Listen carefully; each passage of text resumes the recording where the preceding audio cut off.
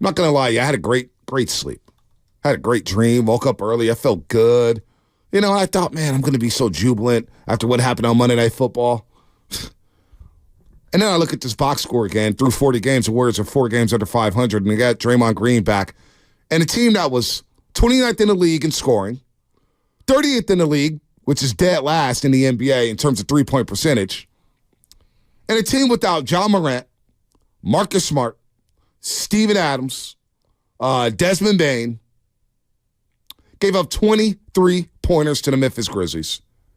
They got outscored from the free throw line by 23. And when it comes to points off turnovers, they're a minus 17.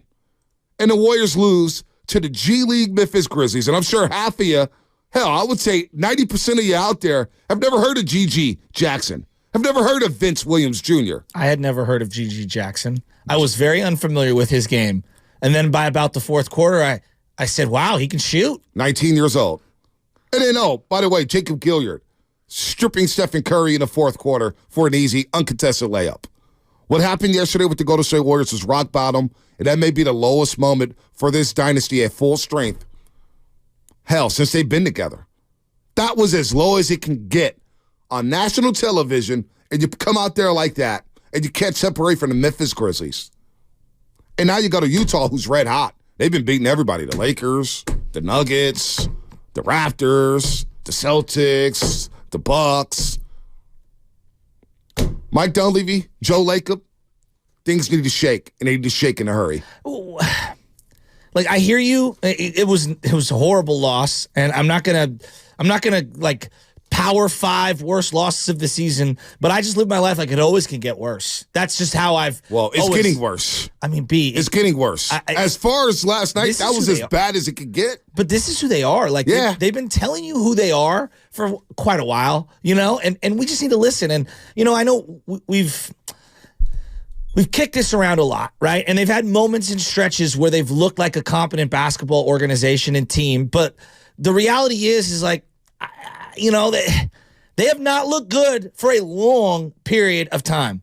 And I think had they lost to the Kings. What's a long period of time? What's that? What do you mean, over a year and a half? About a year and a half, give or take. And there have been stretches. There's been moments. I think they finished the season on a somewhat high note last year. But, like, B, I'm just, honestly, I'm not even that enraged anymore. I'm more like, I'm not enraged. I just get where they're at right now. They're in a really tough spot. I'm not enraged. I think a lot of people are. I'm just embarrassed. I'm embarrassed because you heard the word connectivity, which is a word we haven't heard in about a month. We haven't heard it in about a month. And you have all these things happening. It started, we could go to Draymond Green, you go to Andrew Wiggins, you go to Kuminga, you go to Moody, the struggles of Klay Thompson early in the season, Stephen Curry being visibly frustrated, the rookie blues with Brennan Pajimski and Trace Jackson-Davis, who, by the way, only played 9 minutes and 45 seconds yesterday. Kevon Looney, who's just had a lost season. You go up and down the list. Up and down the list. But it's just, you just know that it's time. And a little bit, I think, and I feel for Warrior fans out there, because I'm one of them. The end is here, and it's sad to see. It's sad to see that we all hope that they could all retire together, but it's probably not the smartest idea. That's bad business. It's bad business to kind of ride this out. But like, no, you could have. There was a path to doing it. You just can't make the amount of money that they're making in a hard salary cap league. It's very difficult. Like, this isn't the NFL and this isn't the Major League Baseball, where there are different rules on non-guaranteed contracts in the NFL and in Major League Baseball. There's, obviously there's a threshold on how much you could spend, but for the most part, teams go blowing over that. Like, it is so penal the way the CBA is set up, and if you're making top dollar, it makes it very difficult to field your team when there's a slight decline in athleticism. But I look at Draymond Green, for example. $100 million he's going to receive, and we know he's missed 24 games this season. He's missed 24 to 40 in the most important season of his career. And you watch him yesterday, he said, boy, $100 million, huh? Yesterday he goes 2 of 4, 7.7, rebounds, 4 assists. Did you feel his impact whatsoever? No. He's a guy that when that contract ages, he doesn't even look at the basket to shoot. Well, he's a $100 million player. That's who he's been for quite a while. So, but it's just it's really bad now. I know. It's really, and we saw some of those signs last season, Andrew Wiggins. Now he scores 16 points and 5 rebounds, but You know, but B, I think like my bigger takeaway is like we all kind of like realized how difficult it was to keep this thing going multiple years ago, as there were different options, whether it was the draft, whether it was acquisitions, finances of how you allocate it. This is just me personally. One player makes such a big difference in the NBA, but if you are hamstrung by some bad contracts or some maneuverability and you're not allowed to make certain moves, and then you have a team where you don't allow for the growth of young players, man, you're making it really hard for yourself to compete. I personally believe it might be the most difficult to fill out an NBA roster and be a contender year after year after year. God, just by how hard and how restrictive trades are. No, it is. It is. But the Warriors did it to themselves. They did it to themselves. Yeah, that's bad draft picks. I don't argue that. Misuse of the youngsters, terrible rotations in terms of substitution patterns, lack of self-awareness, the evolution, evolving your offense, maybe adjusting your offense instead of just going on and doing the same thing over and over and over again. These kids that they're playing, guys like G.G. Jackson, guys like Vince Williams Jr., they grew up watching the Warriors. They've been running the same set for over a decade. At some point, you have to tweak it. San Antonio tweaked it. When the San Antonio Spurs first started winning championships, they were a defensive-first team that dropped the ball in the post to Tim Duncan and said, we're going to go 4 out, Tim Duncan down low, boom. But then by the time Tim Duncan retired, their offense was potent. It was Warriors-like. Over 30 assists a game, 3-point shots all over the place. You're running up and down. The Warriors have been running the same set. So, one, they need to adjust. And then the pieces that they have together, somebody's got to go. Jonathan Kuminga and Andrew Wiggins, they're starting to play better together, but it does feel a bit redundant. And then when you have guys down low, that's the other thing. You don't have a guy down low to make easy baskets. You look at all these teams in the West, OKC, even Sacramento, Minnesota, the Lakers, Denver, New Orleans. All these teams have guys who could go down on the block and get you an easy bucket. How many? Who do the Warriors have to go down to the block and make an easy basket? Let me ask you. Like, I just don't know why not you, but just in general, people are surprised. You're playing Kevon Looney and Dario Saric alongside each other. No, we're How not many surprised. teams in the league are doing that for long stretches? We're not surprised because last year against the Kings, when we discussed that series, what was one of the big talking points I had? You cannot go to the one big lineup in this series. You have to go. You can only go one big, especially if you have two bigs who don't look at the basket or don't try to shoot in the post. That's a problem. Well, and they didn't fix that problem. They didn't rectify that problem. Well, the other part of this is, and I know everyone views Draymond, he's such a great playmaker. When Draymond's on the floor, and I've said this forever, and people just don't comprehend. If you're going to handle the ball as much as he does, your assist to turnover ratio has to be better. There is something to the fact that the Warriors actually have less turnovers when Draymond's not playing, and they commit way more when he is playing. Now, if you looked at last night's game, points off turnovers, crush them. 30-13. And they're not shooting like they used to. Like that. This is one of the more poor shooting Warrior teams during the Steph and Clay era. And it is. That's a hard one to swallow. It's poor. It's a very poor shooting And I team. think that when you get a little slower and your conditioning is slightly down, you're not going to move as much. You're not going to get as many free looks. And you don't play with other great passers. You know, I think we undervalued, Andre Iguodala's passing and Sean Livingston's passing and just all of that. The other part of this is, and you brought up the Spurs dynasty, Tim Duncan's game evolved dramatically over the years. They all did. And I would just say this, like, as great as Steph Curry is, and people are going to see this as a negative. This is not a negative. I'm just saying I love Steph. Steph is an all-time legend. He is great.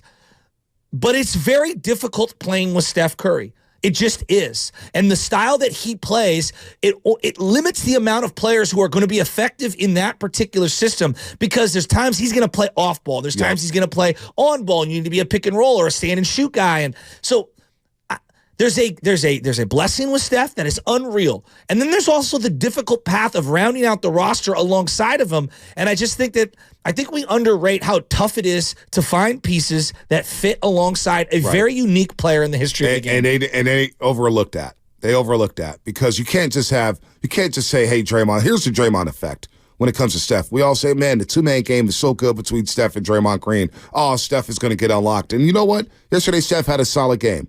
It was a solid game. 26 points, 8 assists, 11-20. Draymond got him involved. But the direct effect is Klay Thompson only gets 10 shots.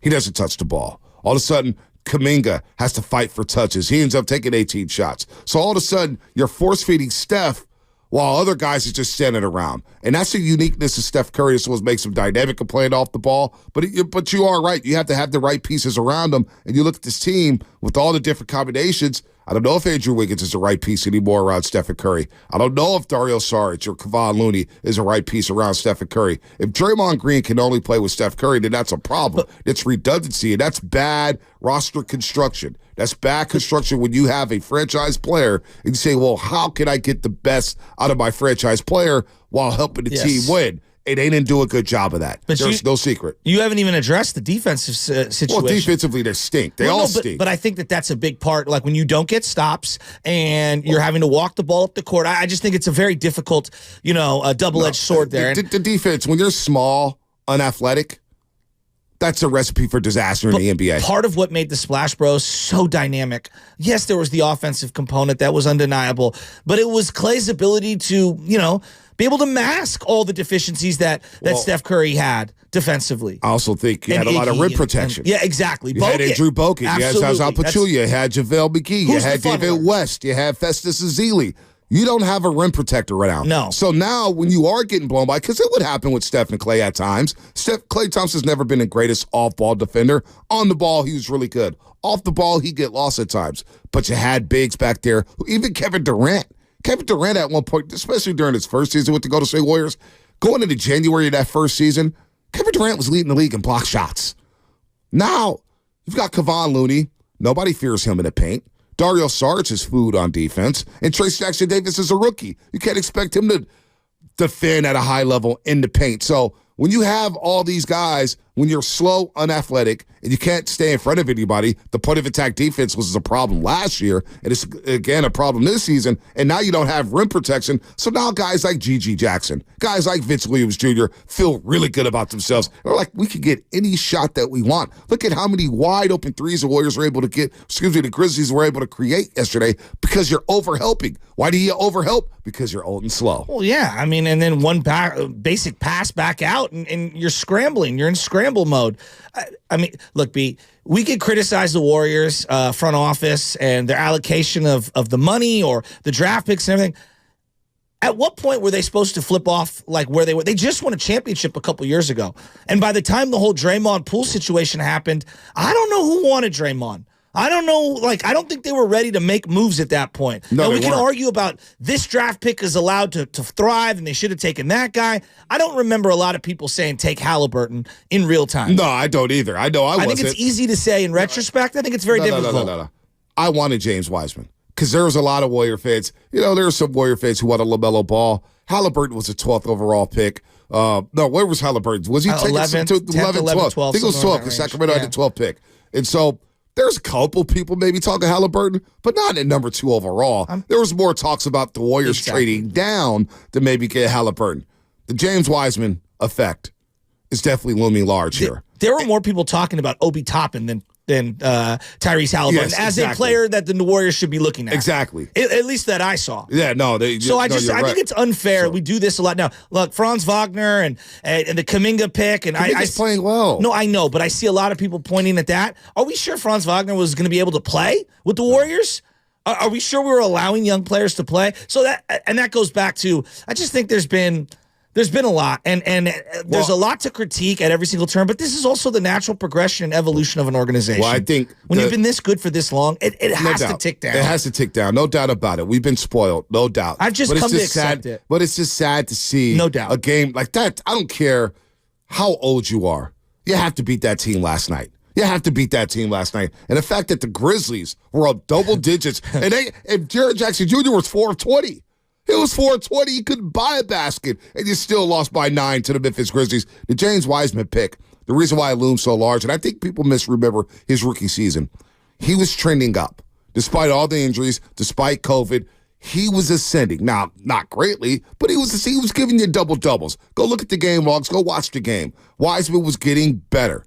The injury obviously set him back, but that's a pick, and that's a player that you're missing right now, that type of player. And you hope that you could develop him. The lack of development there is sad. And now we're in year 3. Now we're just figuring out that Kuminga could play. We knew Kuminga could play his rookie season. but you played Anthony Lamb and Ty Jerome last year. As if you, and Steve Kerr, all the rhetoric, all the dialogue from the Warriors last season was, we knew we maxed out here. We maxed out as a team. We didn't have the championship. We maxed out by going to 6 games of the Lakers. Well, if you knew if that was the max out, if that was the ceiling, then why didn't you play Moody and Kuminga if you knew that the max out was the second round? Get these guys ready to go. Now all of a sudden, Kuminga's coming off the bench and he's dropping 20 and 11. He's been your second best player this road trip.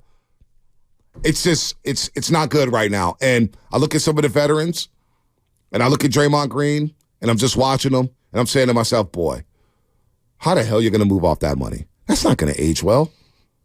Andrew Wiggins, that's not aging well. What has happened to him? What has happened to him? And now what I'm afraid of, Shasky, I know I'm long-winded here. No. Keep going. I'm a little worried that Steph's going to start asking for a trade at some point in the next 6 months. You're really worried about that? I don't know anything. I don't think Steph's like that, but I'm looking at his body language, you know what? And I'm listening to some of his dialogue. I'm listening to his dialogue, and he's talking about, it's insanity to stay the same. And I'm just looking at the way he's shaking his head, and I'm thinking he's sitting here watching the situation play out. I'm afraid that he's going to want out. But, okay, so I hear you, and that's what the NBA superstar, like that's more their mode of operating as opposed to, I'll just stand here and watch a rebuild.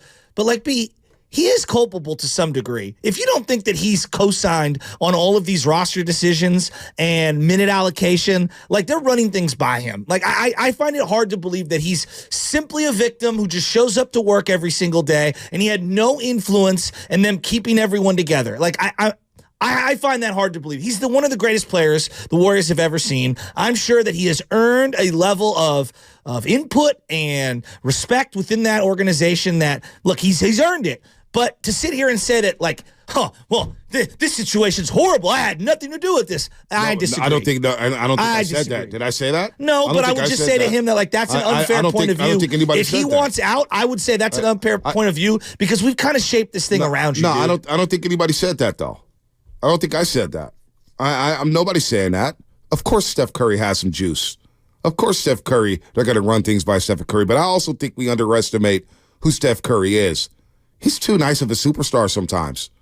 When you think about superstars in the NBA, LeBron James, James Harden, Russell Westbrook, Embiid, all these guys have forced their way out. They've talked, which has really turned a lot of people off. I would agree. Steph has kind of stayed in the background and not said too much, especially publicly.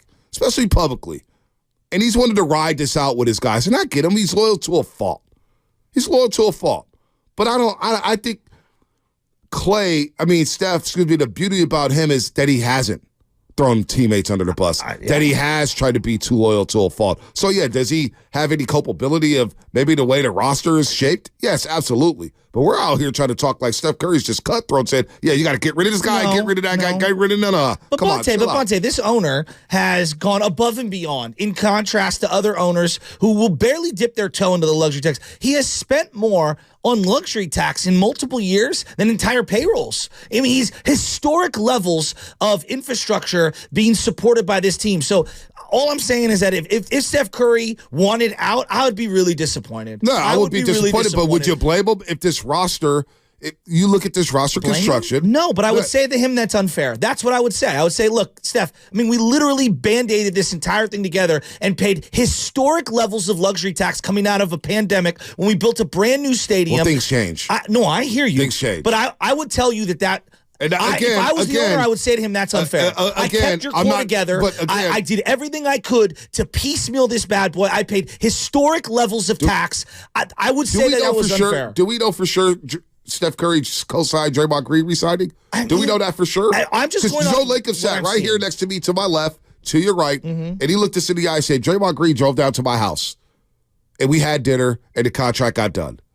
Basically. I think that Steph has some influence. Obviously, the owner's running things. Obviously, the GMs are the top dogs. But Bob Myers was here for years, and he used to say, on some level, it is a partnership. And that's all.